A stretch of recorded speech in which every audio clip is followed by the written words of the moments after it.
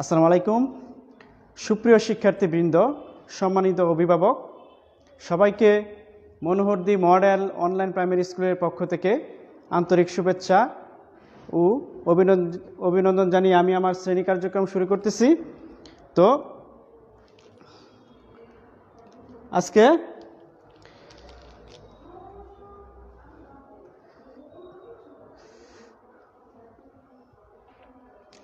Monohardi model online primary school, আমাদের নতুন online school Manohardi model online primary school. ঠিক আছে, এই মনোহরদী মডেল অনলাইন প্রাইমারি স্কুলের পক্ষ থেকে তোমাদেরকে আমি আন্তরিক শুভেচ্ছা ও অভিনন্দন জানাচ্ছি। আমি সেলিম রেজা, সহকারী শিক্ষক, মনোহরদী মডেল সরকারি প্রাথমিক বিদ্যালয়। তো আজকে আমি তোমাদের চতুর্থ শ্রেণীর গণিত বিষয়ে পাঠ দেব। তো শিক্ষার্থী বন্ধুরা, ইতিমধ্যে তোমাদের চতুর্থ শ্রেণীর গণিত বিষয়ে 2-3টা পাঠ সম্পন্ন হয়েছে। আজকে আমি স্থানীয় মান সম্পর্কে তোমাদের ধারণা দিব। ইতিমধ্যে স্থানীয় মান সম্পর্কে তোমাদের 2টি ক্লাস হয়েছে। তো স্থানীয় মান সম্পর্কে তোমাদের আরেকটু ধারণা দেওয়ার জন্য আমি আজকে একটি ক্লাস নিয়ে আসছি। তো চলো আমরা পাঠে চলে যাই।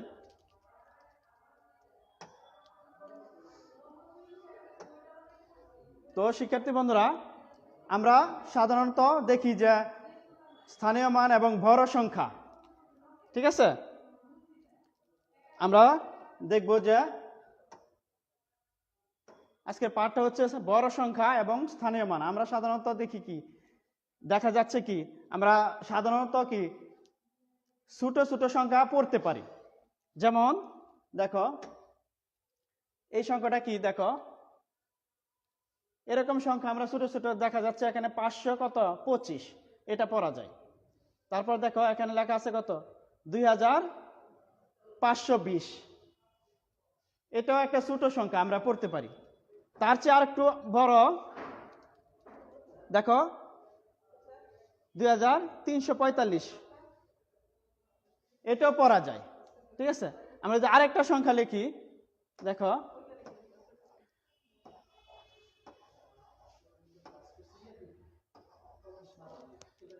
আমরা আরেকটু বড় সংখ্যা লিখছি, দেখো তো এই সংখ্যাটা আমরা যদি ওইভাবে পড়ি, দেখো একক, দশক, শতক, হাজার, অযুত আরেকটু বড় হয়েছে। ঠিক আছে, তো এটা কিভাবে হবে? এটা তো 2000 হবে না, এটা কি হবে আমাদের 22,000 হবে, তাই না? তারপরে যদি আমরা এখানে আরেকটা 2 লাগাই আরেকটু বড় হবে। তো এ সকল আরেকটা যদি 5 লাগাই এখানে, তাই না? তো এরকম বড় বড় সংখ্যা পড়তে কিন্তু আমাদের কি সমস্যা হয়, তাই না? তো এই সকল বড় বড় সংখ্যা পড়ার জন্য আমাদের সবচেয়ে যেটা জানা দরকার সেটা হচ্ছে আমাদের স্থানীয় মান সম্পর্কে পূর্ণ ধারণা থাকতে হবে। তো সে কারণে স্থানীয় মান কিভাবে হয় আমরা একটু দেখি, চলো। স্থানীয় মান জিনিসটা কি? স্থানীয় মান কাকে বলে? দেখো স্থানীয় মান কাকে বলে? স্থানীয় মানটা হচ্ছে, দেখো সংখ্যায় ব্যবহৃত কোনো অঙ্ক তার অবস্থানের জন্য যে মান প্রকাশ করে তাকে স্থানীয় মান বলা হয়। সংখ্যায় ব্যবহৃত কোনো অঙ্ক তার অবস্থানের জন্য যে মান প্রকাশ করে তাকে স্থানীয় মান বলা হয়। আবার দেখো, ভালো করে দেখো, তোমরা লিখে নিতে পারো সংজ্ঞাটা। সংখ্যায় ব্যবহৃত কোনো অঙ্ক তার অবস্থানের জন্য যে মান প্রকাশ করে তাকে স্থানীয় মান বলা হয়। তো তোমরা এটা লিখে নাও, স্থানীয় মান কাকে বলে। তারপরে আমরা একটু দেখি, দেখো দেখো আমরা একটা সংখ্যা দেখি, দেখো এটা কত, দেখো এখানে 5, 3, 9, 5, এখানে 4টি অঙ্ক আছে, তাই না? এই সংখ্যাটিতে দেখো প্রথম সর্বডানে কি 5 আছে, আবার সর্ববামেও 5 আছে, কিন্তু কি এই 5-এর মান আর এই 5-এর মান কি এক? তোমরা কি জানো? সর্বডানে যে 5 আছে এটার মান যত, এটার মান কিন্তু তত না। কারণ এই 5 এখানে, এই 5টা এখানে বসার কারণে মানটা কি ভিন্ন হয়ে গেছে। আমরা কি সংখ্যাটা কি দেখেছি দেখো, সংখ্যায় ব্যবহৃত কোনো অঙ্ক তার অবস্থানের জন্য যে মান প্রকাশ করে তাকে স্থানীয় মান বলা হয়। তো এখানে দেখো 5 কিন্তু তার অবস্থানের কারণে তার মানটা ভিন্ন হয়েছে। এখানে বসার কারণে এর স্থানীয় মান হবে কিন্তু কি 5 একক, এর মান কিন্তু 5 শুধুই 5 থাকবে। কিন্তু এই যে তার এই 5 একই সংখ্যা কিন্তু তার ভিন্ন অবস্থানটা ভিন্ন, এই পাশে বসার কারণে কি তার মান কিন্তু ভিন্ন হয়ে গেছে। এই 5-এর মান স্থানীয় মান হবে কি 1000, তাই না? আমরা যদি এভাবে পড়ি একক, দশক, শতক, হাজার, আমরা নিশ্চয়ই এইভাবে শিখেছি ক্লাস 3য় শ্রেণীতে, তাই না? তো 5 একই অবস্থানের কারণে মানে ভিন্ন অবস্থানের কারণে সংখ্যাটা তার স্থানীয় মান ভিন্ন হয়েছে। তো এভাবে আমরা দেখি কি হয়েছে হয়। এখানে দেখো 5 এর স্থানীয় মান কিন্তু এটার মান কিন্তু কি 5 আছে, তাই না? এখানে 3 এর স্থানীয় মান হবে কি দশকের ঘরে, 3টা হচ্ছে কি একক, এটা 5 হচ্ছে একক, এটা হচ্ছে কি দশকের ঘরে, তাই এটা 30 হয়ে যাবে। এটা হবে 9টা কি শতকের ঘরে, তাই এটা কি 9 শত হবে স্থানীয় মান। ঠিক এই 5 এর স্থানীয় মান হয়ে যাবে কি 5000, যেহেতু এটা কি এই 5টা হাজারের ঘরে আছে একটি। ঠিক আছে, তাহলে আমরা এই সংখ্যাটাকে কিভাবে পড়ব? 5935, 5935। তো এটা একটা ছোট সংখ্যা, আমরা এটা পড়তে পারি 1000 পর্যন্ত, কিন্তু যখন অযুত, লক্ষ, নিযুত, কোটি, হ্যাঁ তার পরবর্তী সংখ্যাগুলো যায় তখন কিন্তু আমাদের এই সংখ্যাগুলো পড়তে একটু ঝামেলা হয়, যে আমার 4র্থ শ্রেণী বা 3য় শ্রেণীর জন্য একটু কষ্ট হয়ে যায় মাঝে মাঝে। কি এটা কি লক্ষটাকে আমরা নিযুত ধরে ফেলি, আবার নিযুতটাকে হাজার ধরে ফেলি। তো এই সমস্যা দূর করতে হলে আমাদের স্থানীয় মান সম্পর্কে পূর্ণ ধারণা থাকতে হবে। ঠিক আছে, তো আমরা দেখেছি কি সংখ্যায় ব্যবহৃত কোন অঙ্ক তার অবস্থানের জন্য যে মান প্রকাশ করে তাকে বলা হয় স্থানীয় মান। দেখো একই সংখ্যা 5 তার অবস্থানের পরিবর্তনের কারণে কি তার মানটা হয়েছে ভিন্ন। এইটা স্থানীয় মান হবে কিন্তু 5000, কিন্তু এটার এককের ঘরে থাকার কারণে এটার মান হয়েছে কি 5। আমরা এর চেয়ে একটু বড় সংখ্যা দেখি। দেখো এই যে আমরা সংখ্যাটা নিলাম কি 1টা 2টা 3টা 4টা 5টা সংখ্যা নিছি, তখন এটা কি দেখো এটা হচ্ছে একক 8, 6 হচ্ছে দশক, 5 হচ্ছে শতক, 0 হচ্ছে হাজার, 5 হচ্ছে অযুত। তার মানে হাজারের পরে অযুতটাকেও আমরা হাজারই ধরবো। ঠিক আছে, যখন অযুত পর্যন্ত আসে তখন আমরা হাজারই ধরবো। দেখো তো এই সংখ্যাটাকে আমরা কিভাবে পড়ব? এখানে এই দুইটাকে হাজার ধরে 50,568 এভাবে একক, দশক, শতক, হাজার, অযুত। তারপরে অযুত থেকে আরেকটু বড় সংখ্যা আমরা দেখি, তারপরে দেখবো। দেখো আমরা ওইটাই আগে দেখিনি, সংখ্যাটির স্থানীয় মান কিভাবে পড়বো। দেখো এটাকে আমরা কি পড়বো 5568। দেখো এক অযুত সমান 10,000, অযুত ও হাজার মিলে একসাথে আমরা কি 50,000 পড়তে হয়। ঠিক আছে, এখানে আমরা কি এই অযুত এবং হাজার দুইটা একসাথে আমাদের 50 পড়তে হয়। আর যদি যখন শুধু একটা থাকতো যে আগের মতো, তখন আমরা এখানে কি একক, দশক, শতক, হাজার, তখন আমরা 5000 এখানে পড়েছি, তাই না? 5000। ঠিক এখানে যখন অযুত আসে তখন আমরা পড়বো কি এই দুইটা একসাথে অযুত এবং হাজার মিলিয়ে আমাদের পড়তে হবে। তো এইভাবে আমরা আমাদের বড় সংখ্যা পড়বো। তখন তোমরা অনেকে যে ভুলটা করো, অনেকে এখানে এই সমস্যাটা বুঝতে পারো না। মনে করো এখানে যদি অন্য একটা সংখ্যা লিখতাম, আমরা যদি অন্য একটা সংখ্যা লিখি,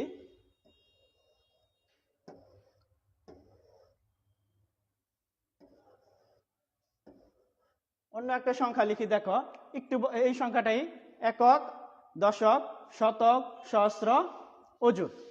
তো এখানে এটা হচ্ছে হাজার, হাজার এবং অযুত দুইটা মিলে একসাথে ধরতে হবে আমাদের, কি পড়তে হবে, কি 52,000। ঠিক আছে। আর যদি এই 5 না থাকতো, এখানে 5 যদি না থাকতো, তাহলে আমরা ধরতাম কি 2358। আর যখন অযুতে যাব, দুইটা একসাথে ধরে আমরা আমাদের হিসেব করতে হবে। তো এইভাবে আমরা বড় বড় সংখ্যা পড়ব। এখন অযুতের পরে আছে একক, দশক, শতক, হাজার, অযুত। অযুতের পরে সংখ্যাটা কি আছে? লক্ষ। হ্যাঁ, আমরা এখন ওইটা দেখতেছি।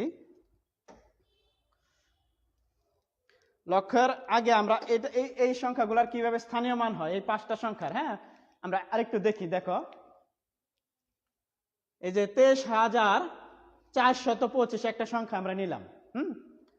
দেখো 23,425, এটা একটা একক, দশক, শতক, হাজার, অযুত। এই অযুত পর্যন্ত একটা সংখ্যা নিয়ে আমরা এটা স্থানীয় মান নির্ণয় করব। দেখো, এই যে এখানে 5, এটা এককের ঘরে 5 একক, এর স্থানীয় মান হবে কি 5। তো এখানে 2, এখানে এটা 2টা হচ্ছে কি দশকের ঘরে। দশকের ঘরে থাকার কারণে হবে কি 2 দশক। দশক হচ্ছে 2 দশকে স্থানীয় মান হচ্ছে 20। 2 দশে মানে কি 2টা, মানে 2টা 10 এখানে থাকার কারণে এখানে মানে 2টা 10। 2টা 10 একসাথে করলে 2 স্থানীয় মান হবে কি 20। ঠিক এটা হচ্ছে। দেখো পরেরটা হচ্ছে 4 শতকের ঘরে, একক, দশক, শতক। শতকের ঘরে মানে কি এখানে 100 আছে, 100, 4টা 100, 4টা 100 যদি একসাথে যোগ করি তখন কি হবে? 4 শতকে হয় 400, 400। হ্যাঁ, 4টা 100 একসাথে যোগ করলে হবে 4 শতকে 400। ঠিক পরেরটা হচ্ছে হাজার। হাজার হচ্ছে 3টা হাজার একসাথে যোগ করা হলে হবে 3000। এটা হচ্ছে 3 স্থানীয় মান হবে কি 3000। তারপরেরটা হচ্ছে কি 2, এটা হচ্ছে অযুতের ঘরে। আমরা পড়েছি কি এক অযুত সমান কি 10,000। এক অযুত সমান 10,000। তাহলে এখানে 2 আছে, 2 অযুত সমান কি 20,000, তাই না? এক অযুত সমান যদি 10,000 হয়, 2 অযুত সমান 20,000, 3 অযুত সমান 30,000, 4 অযুত সমান 40,000, এইভাবে হবে। আচ্ছা, এখন আমরা যে সংখ্যাটা কিভাবে পড়বো, দেখো দেখো এই হাজার এবং অযুত দুইটা মিলে হচ্ছে কি, দেখো 20,000 আর 3,000 একসাথে যদি আমরা যোগ করি, দেখো কি হয় 23,000 হয়। আবার তোমরা আরেকটা জিনিস লক্ষ্য করবা, এই সবগুলা সংখ্যা যদি একসাথে যোগ করি 20,000, 3,000, 420 এবং 5 যোগ করলে হবে কি এই সংখ্যাটা হবে 23,425, এই সংখ্যাটা হবে। দেখো চমৎকার একটা জিনিস, দেখো সবগুলা সংখ্যা যদি এই পাশে আমরা একসাথে যোগ করি হবে 23,425। আবার আমরা এটাকে যদি কথায় পড়ি 23,425। তো এইভাবে আমরা স্থানীয় মান শিখব। এখন বিষয়টা হচ্ছে, দেখো প্রত্যেকটা প্রতিবারই কি 10 গুণ করে বৃদ্ধি পায়। দেখো এখানে 5, ঠিক আছে। পরেরটা কি 2 দশকে হচ্ছে কি 20, ঠিক আছে। এখানে 10 গুণ বৃদ্ধি পাইছে। আবার 4 দশকে কি এখানে 40 গুণ 10 400। দেখো এখানে 3,000 যদি 300 লাগে 10 গুণ করো তাহলে 3,000। এইভাবে 10 গুণ করে প্রতিবারই কি যত বামে যাবা 10 গুণ করে বৃদ্ধি পাবে। তো শিক্ষার্থী বন্ধুরা, আমাদের এই অযুত পর্যন্ত অবশ্যই একটা স্থানীয় মান সম্পর্কে জানা হয়েছে। আমরা আরেকটু ডিপলি যাই। এখন আমরা দেখি পরেরটা 6 অঙ্কের সংখ্যা। যখন 6 অঙ্কের সংখ্যা যাবো, দেখো একটা 6 অঙ্কের সংখ্যা নিছি। দেখো একক, দশক, শতক, হাজার, অযুতের পরে দেখো এই সংখ্যাটা কি হবে? হ্যাঁ, এই সংখ্যাটা স্থানীয় মান অনুসারে পরে ফাঁকা ঘরটিতে কি হতে পারে? দেখো এখানে হবে কি লক্ষ। আমরা দেখো একক, দশক, শতক, হাজার, অযুত, লক্ষ। এখন যখন 6টা সংখ্যা আসবে তখন আমরা চলে যাব কি লক্ষের ঘরে।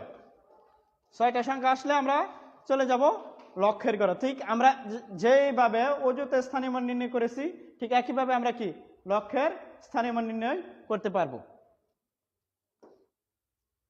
দেখো স্থানীয় মান অনুসারে দেখো এটা হবে অযুতের পরে লক্ষ। এখানে আমরা অযুত এবং হাজার দুইটাকে একসাথে আমরা যখন কোনো সংখ্যা পড়বো তখন একসাথে পড়বো। 6টা সংখ্যা হলে হয়ে যাবে লক্ষ। তো এই সংখ্যাটা কিভাবে পড়বো দেখো, 1 লক্ষ, এই দুইটাকে একসাথে যদি পড়ি অযুত এবং হাজারকে পড়বো 50, 1,50,568। কিভাবে পড়বো এইসব সংখ্যা দেখো, 1 লক্ষ অযুত এবং হাজার মিলে একটি সংখ্যা ধরতে হবে, 1,50,568। দেখো এখানে লেখা আছে 1,50,568। এভাবে আমরা বড় বড় সংখ্যা পড়বো এবং এই সংখ্যাগুলো পড়ে আমরা কিন্তু স্থানীয় মান নির্ণয় করতে পারি। আমরা দেখো আরো কিছু সংখ্যা পড়ি। দেখো এই যে এই সংখ্যাটা 1, 2, 3, 4, 5, 6, 6টি সংখ্যা হলে বুঝবো এখানে লক্ষের ঘর।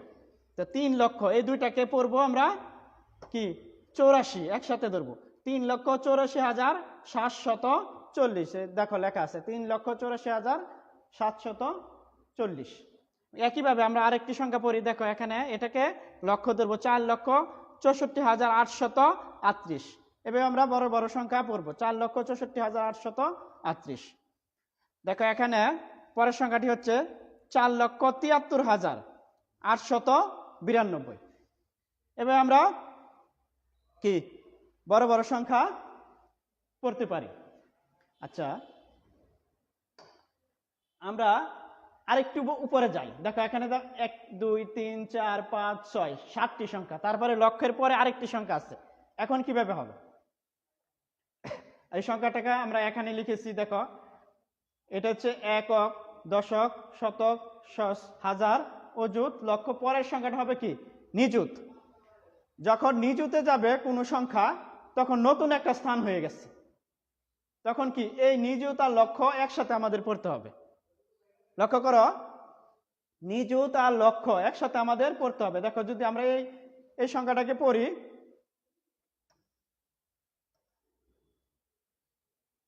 নিযুত এবং লক্ষকে একসাথে যদি কিভাবে পড়বো দেখো এখানে কি 24, এই দুইটাকে হয় 24 লক্ষ। এখানে অযুত এবং হাজার, আমরা আগে এটা দেখেছি অযুত এবং হাজার একসাথে 63,000। 24,63,751। নিযুত এবং লক্ষ একসাথে 24 লক্ষ। আর যদি এই নিযুত না থাকতো আমরা পড়লাম হলে কি পড়লাম হলে, হ্যাঁ আমরা কি পড়তাম 4 লক্ষ। এখন যেহেতু নিযুত আছে দুইটা একসাথে 24 লক্ষ 63,751। এভাবে আমরা যখন নিযুতে যাবে তখন আমরা এই দুইটি ধরে আমরা একটি সংখ্যা গণনা করব। তারপর 1 নিযুত অর্থ দেখো 10 লক্ষ।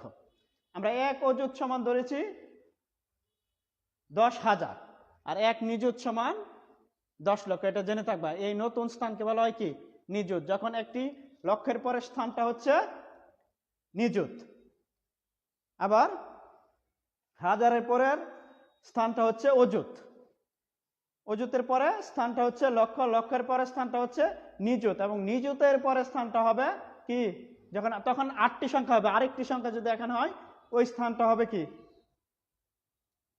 কোটি। আমরা এখন ওই কোটির একটি সংখ্যা দেখব। দেখো অযুত, লক্ষ, নিযুত, কোটি।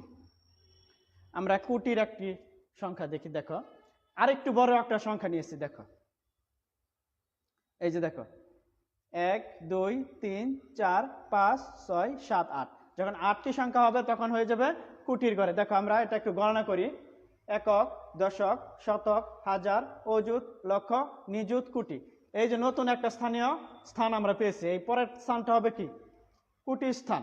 ঠিক আছে, তো এই সংখ্যাটা আমরা কিভাবে পড়বো?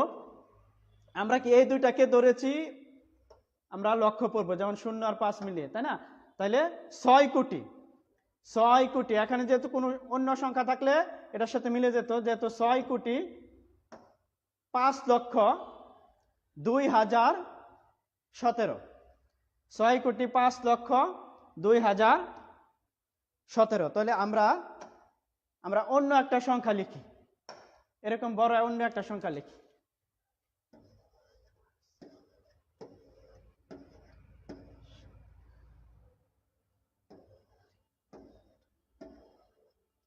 দেখো একক, দশক, শতক, হাজার, অযুত, লক্ষ, নিযুত, কোটি। এই সংখ্যাটা আমরা কিভাবে পড়বো একটু দেখো তোমরা।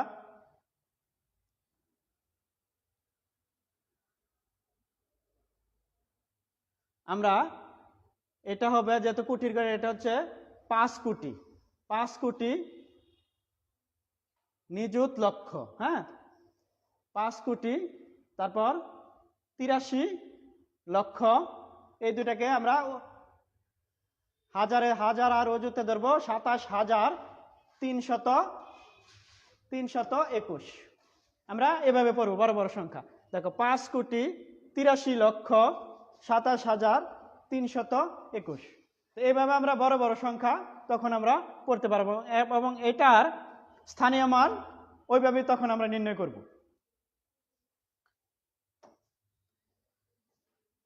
এখন বড় বড় সংখ্যা পড়ার সুবিধার্থে আমরা কিন্তু কমা ব্যবহার করব।